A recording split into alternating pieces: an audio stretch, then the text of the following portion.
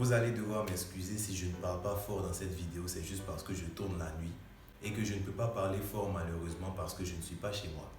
Et en parlant de maison, ça tombe bien parce que c'est justement le thème d'aujourd'hui. Suivez jusqu'à la fin. Peace. Toujours dans le même créneau des faux synonymes appelés aussi faux amis en anglais, on attaque aujourd'hui un combat opposant house et home. Mais avant de connaître la différence entre les deux, mon frère, ma soeur, abonne-toi et active surtout la petite cloche d'à côté, appelée la cloche de notification, pour ne rien rater de tout ce que je vais publier. Merci. Alors, en anglais, house et home font référence au mot maison, et ça tout le monde le sait. Par contre, ce que vous ne savez pas, c'est que ce n'est pas du tout la même chose et qu'il y a bel et bien une grosse différence entre les deux.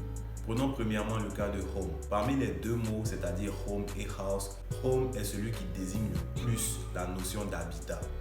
C'est-à-dire ton chez-toi, là où tu dors, là où tu fais tout, ton lieu de vie, enfin, là où tu fais tout en fait. Et le mot home peut être attribué à n'importe où, peu importe où ça se trouve. Que ce soit dans la forêt, sur une montagne, dans un trou, partout. Dès le moment où tu dors dans cet endroit et que tu fais tout là-bas et que c'est ta piole, voilà, on appelle ça home, c'est ton home. Donc le home, c'est vraiment quelque chose de personnel en fait. Ce n'est pas forcément une maison avec des murs, avec un toit et tout. Juste là où tu te sens à l'aise, tu peux appeler ça ton home. Même la rue, c'est un home. Celui qui dort dans la rue c'est son home. Puisqu'il dort là-bas, il fait tout là-bas. Alors si home désigne plus la notion d'habitat, quelle est la différence entre lui et house? C'est ce qu'on va attaquer maintenant. House pour tout le monde, c'est le premier mot qu'on apprend à l'école pour désigner le mot maison. Ce qui n'est pas totalement faux. Cependant, house est un terme vraiment très catégorique. On utilise house lorsqu'il s'agit simplement d'un bâtiment ou de l'aspect physique d'une construction. Endroit qui peut ne pas forcément être notre habitat.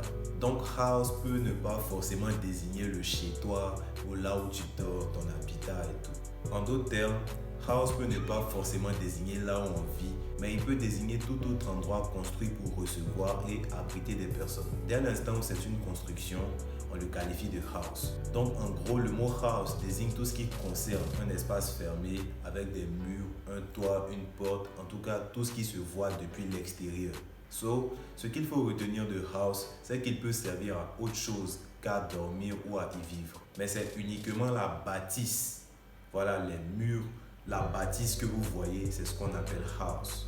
Donc même l'école peut se qualifier de house, malgré que personne n'y vit, voilà, qui dort à l'école. Mais c'est un knowledge house, une maison de connaissances. Donc on se comprend maintenant, n'est-ce pas? Est-ce que c'est clair? En résumé, la différence entre house et home, c'est quoi? C'est que home, lui, est purement dans la notion d'habitat.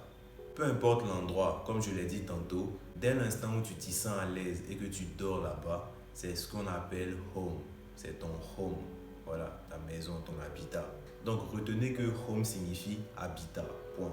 House, toujours dans le même cadre de maison, mais lui il se situe plus dans l'aspect physique. Comme je l'ai dit plus tôt, ce qui concerne l'extérieur, c'est-à-dire tout ce qu'on voit comme les murs, le portail et tout.